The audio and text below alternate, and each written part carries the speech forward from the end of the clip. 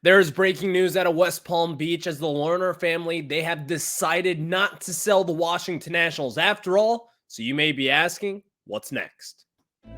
You are Locked On Nationals, your daily Washington Nationals podcast, part of the Locked On Podcast Network, your team every day.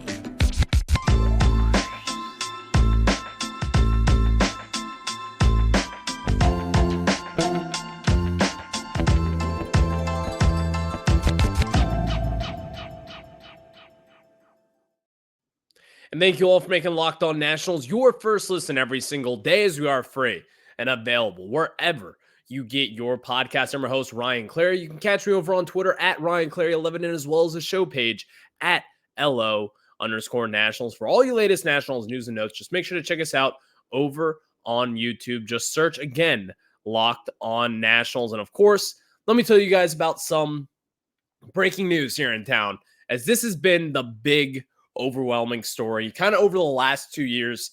Back in May of 2021 at that time, or 2022 rather, the beginning of the Nationals' awful season there, Lerner said that they would be exploring a sale, and now since then it's been whisper quiet. You've heard nothing. You've heard that there have been rumors about Ted Leonsis potentially getting in there, David Rubenstein, who eventually bought the Orioles. But as we sit here today, February 19th, 2024, the Lerner family, they have announced to the Washington Post, Andrew Golden in particular, check him out over on Twitter, and Andrew C. Golden there, that the Lerner family is no longer exploring a sale of the Washington Nationals. Mark Lerner told Andrew Golden of the Washington Post that today. Wow. This has kind of been the whole overwhelming picture of this Nationals team. This is kind of what has been dangling over our heads, and this is kind of as to why people have said they're not going to spend, including myself, because of this situation right now. We have had all the excuses over the last few years as to why the Nationals have been gutting this team from top all the way to bottom, how they have had a new player development side. They've added some pieces in the front office. They've done all the different moves over the years, but what they have not done is necessarily spend on their baseball team right here in the District of Columbia. So now we sit here today. The Lerner family aren't selling. Just first off, what is the reaction? I'm going to just say this right now. A lot of Nationals fans out there, they're not going to be happy. Nationals fans are not happy with this decision, because over the years, people have kind of blamed the Lerner family as to why this team and why this situation here has gotten so muddy, why it's gotten so bad. But I'm here to tell you, I don't think it's necessarily as bad as what it may seem right here and right now. I've always said this, and if you're an everydayer, you may have heard me say this. I think the Lerner family, the ownership group itself, it's not a good one. This is not a good ownership group. But to say that it's a bad one, let alone a terrible one, I don't think it's a terrible one. I don't think it's an awful one.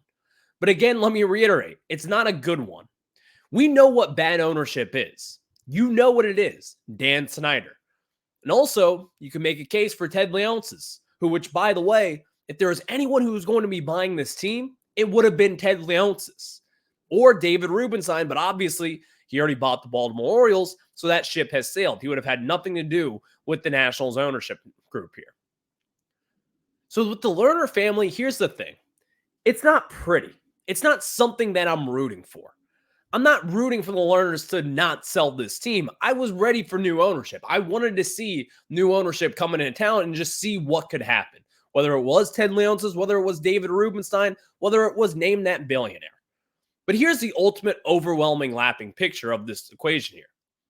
I'm not here to tell you that Mark Lerner is some great owner, because he's the face of this ownership group. It is owned by the Lerner family and his brothers and sisters and whoever else resembles that family situation. But also, I'm not going to run people down and say, don't just give up on the Nationals yet. Because the thing is, Nationals, the big complaint here with fans in general is that they don't spend their money, and they don't spend their money wisely.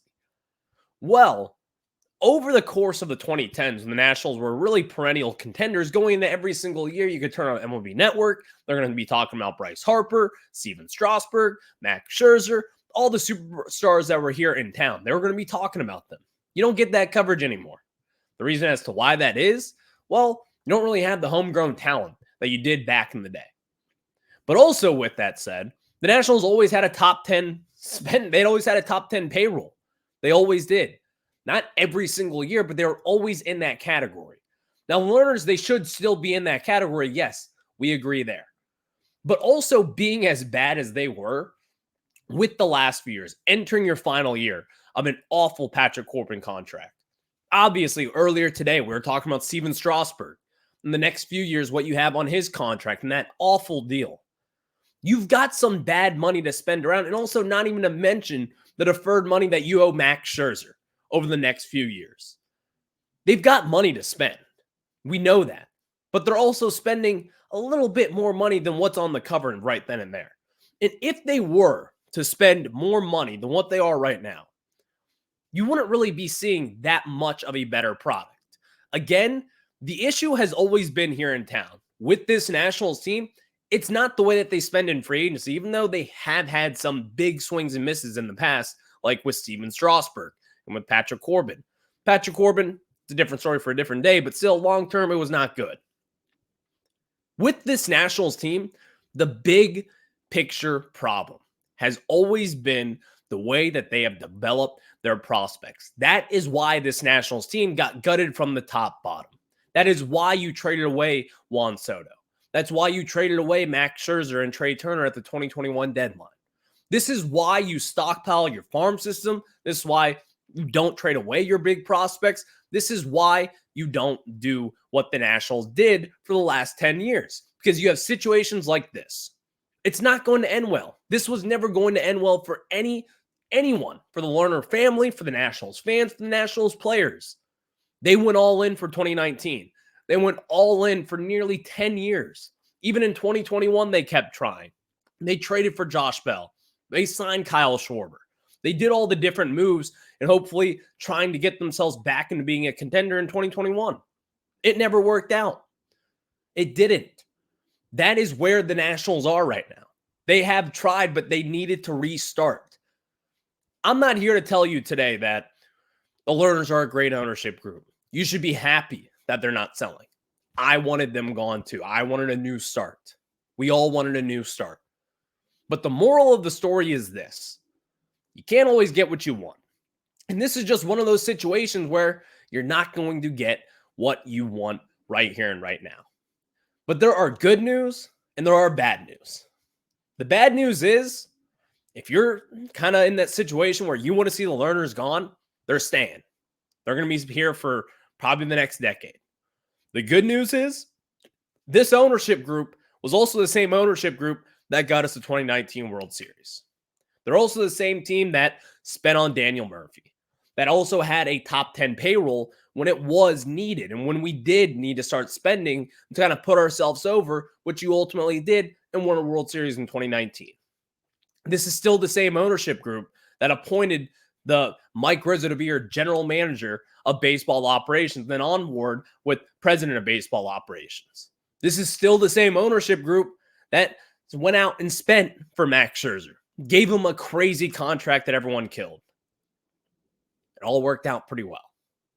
So here's the thing. The bottom line is this. It's not great news, but still, it's also not the worst of news. You may be saying, well, why are you sitting here right here 50-50 on the fence? Because really, that's just what it is. I think the Lerners are average owners. They're nothing special, but they're also nothing terrible. It has been bad over the years. We can all admit that. It's been really bad. It's been bad with the pandemic. It's been bad with the baseball team. The product they have put out there has not been good. Now, here's the thing.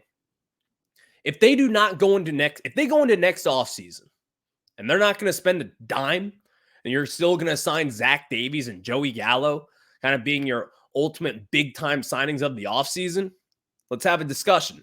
We'll be mad together. I can tell you that right now. But as we sit here today, February 19th, 2024, there's a lot worse situations out there. A lot. Imagine being the Angels and what they have done. You've had Mike Trout and Shohei Ohtani, two of the best players this game has ever seen. They couldn't win a playoff series. They couldn't win 100 games. They couldn't get to the World Series. There are way worse situations out there. And also, the kind of the bright side of this, David Rubenstein, who just bought the Orioles, now owns Masson as well. Could be some workarounds here. The situation brewing with Bally Sports and the bankruptcy going on there and whatever the heck that Major League Baseball is going to have to do with regional sports networks, things are going to change. So I think with all that said, there could eventually be more money flowing into this organization, which then could lead to the Nationals exploring a sale, which then could lead to who knows what. But as we sit here today, is it good news that the Nationals aren't going to be selling anymore? Not really. But is it god-awful news? I don't think it is. It's not awful news. This ownership has done it before. I think they could still do it again. But here's my big but. You got to spend your money. Do that in the next offseason. This offseason was the last one that I will make excuses for this ownership group. Going into the next one, you got to spend. You got to put your money where your mouth is. We've seen you do it before. You got to do it again. Because that is a big part in generating a World Series winner, is in order to spend money on free agents. And also, but most importantly, in my opinion, have a good, well-rounded farm system. Thank you all for making Locked On Nats your first listen every single day. If you haven't already, check us out over on YouTube. Subscribe. Locked On Nationals there. That is where you'll get your podcast every single day. Video version, whatever it may be. That is where you'll find us. You will enjoy it. Please hit that subscriber button there. This is a little emergency pod. Nice little short one. We'll have much more on this for tomorrow's show. But until then, hit a subscriber button over on YouTube. Follow us on Twitter. Follow myself on Twitter at RyanClary11. And of course, enjoy your day. I'll catch you tomorrow.